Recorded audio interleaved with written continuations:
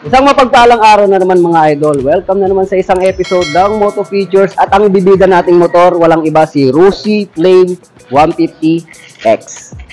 Gaano ba ito kaganda at kasulit? Alamin natin yan sa video na to. Welcome to Haju Moto Vlogs. Let's go!